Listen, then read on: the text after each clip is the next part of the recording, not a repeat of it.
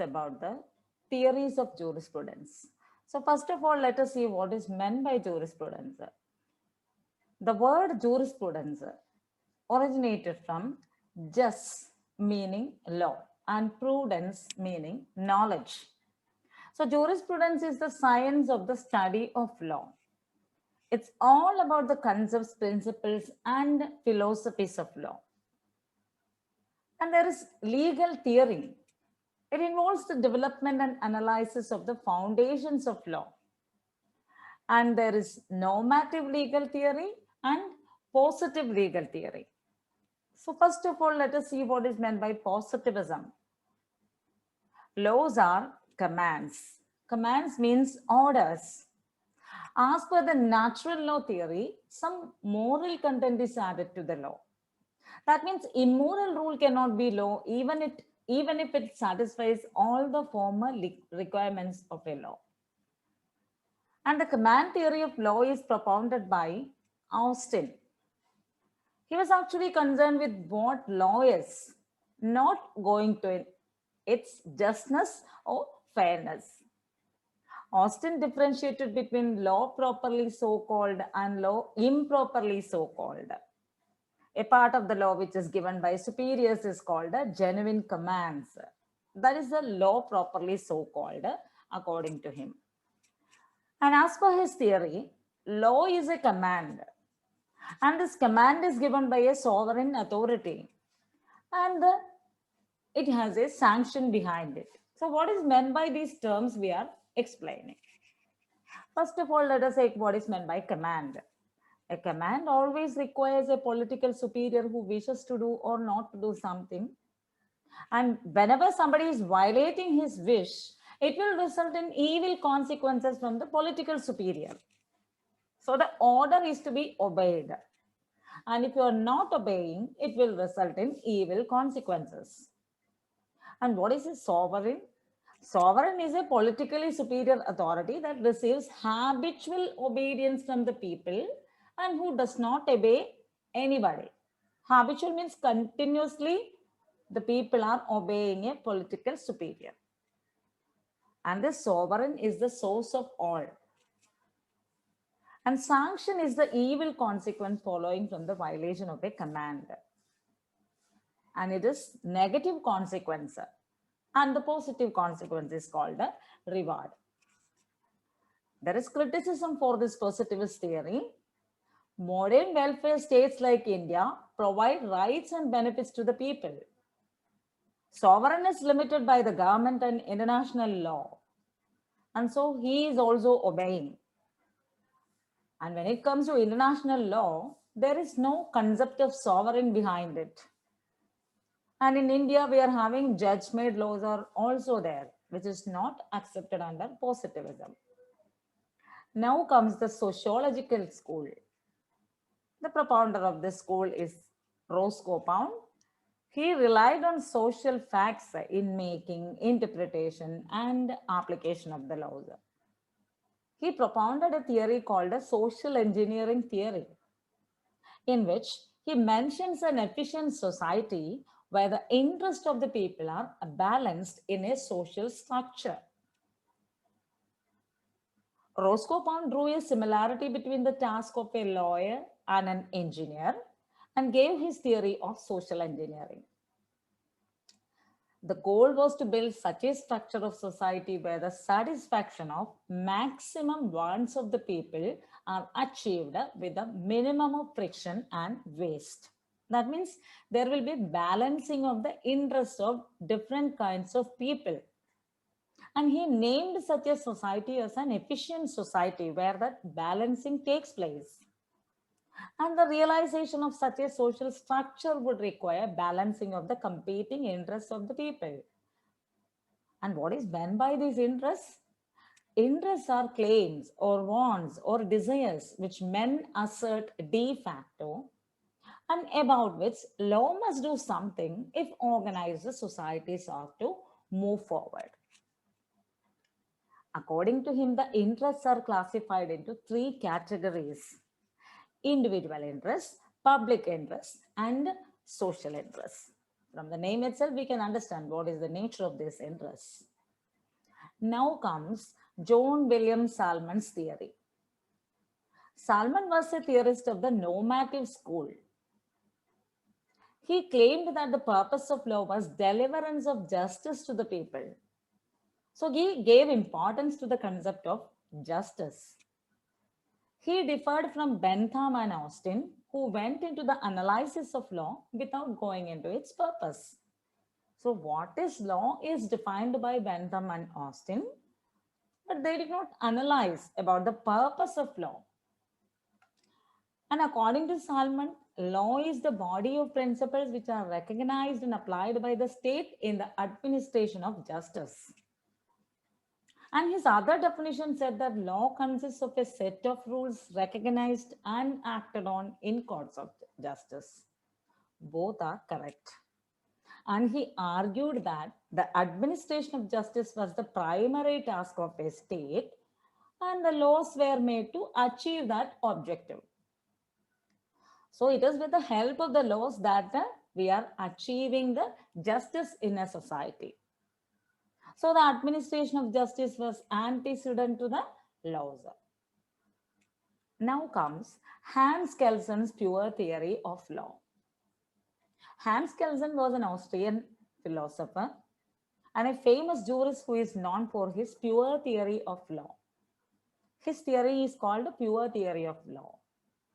He discarded the system of justice and divested moral, ethical, and ideal elements from law. He actually believed in norms concept, just like sanction concept of Austin. That means what law is ought to be. Laws thus are secondary, accidental, and unessential. And according to him, law consists of the pre-established and authoritative rules which judges apply in the administration of justice to the exclusion of their own free will and discretion. So whenever the judges are deciding a case, they are applying certain pre-established and authoritative rules without going into the whims and fancies of themselves.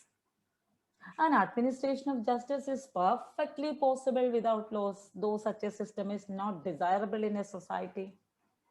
A court with an unfettered discretion in the absence of laws is capable of delivering justice if it is guided by equity and good conscience. So there can be a situation where there is absence of laws, but at that time the judges must act in good conscience, in the equity.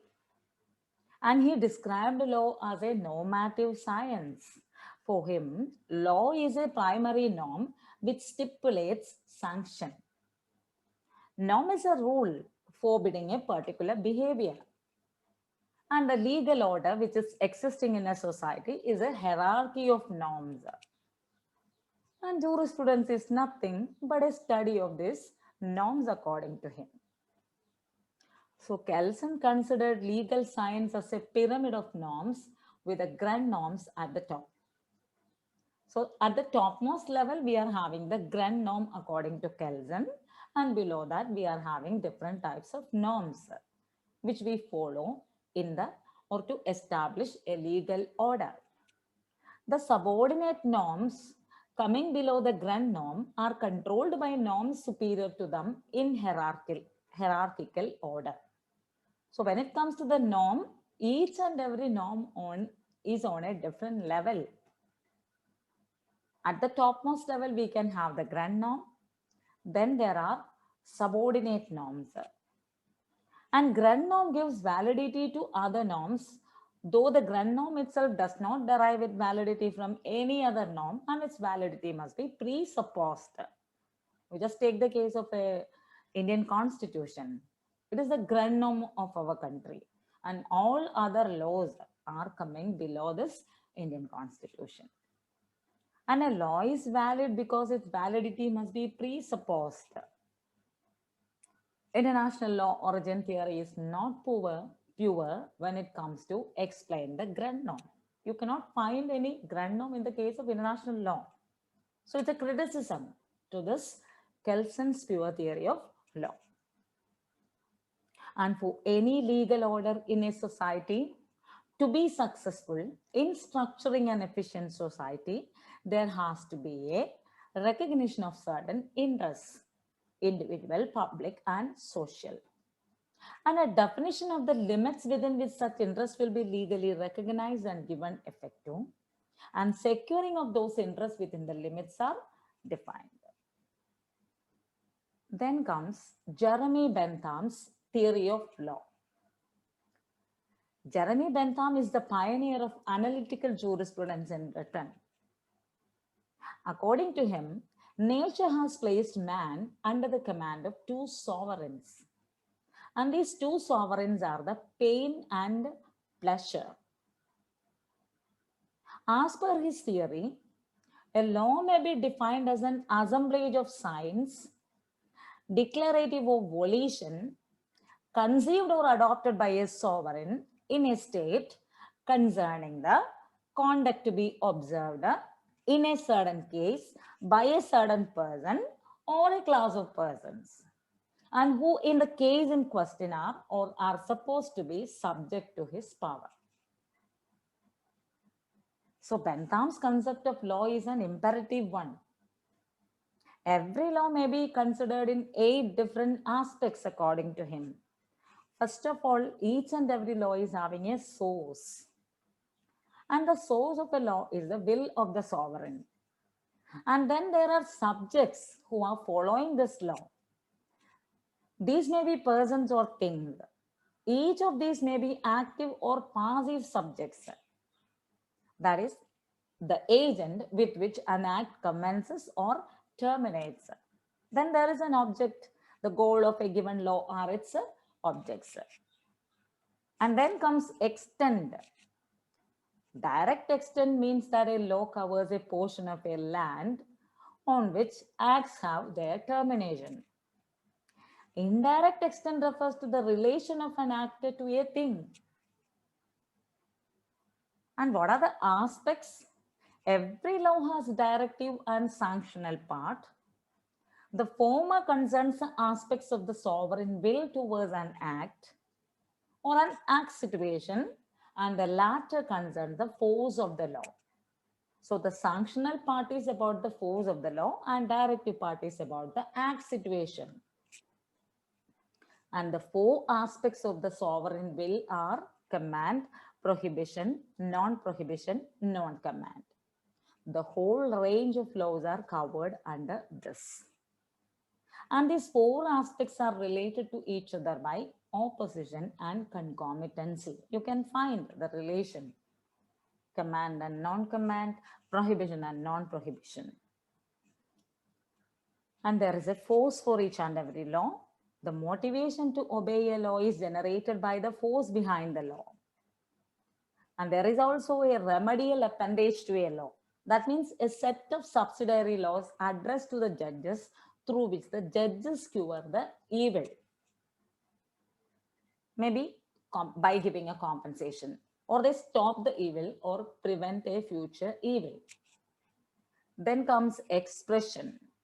A law in the ultimate is an expression of a sovereign's will. So these are all the theories which are falling under jurisprudence. I hope it is clear to you. Thank you, everybody.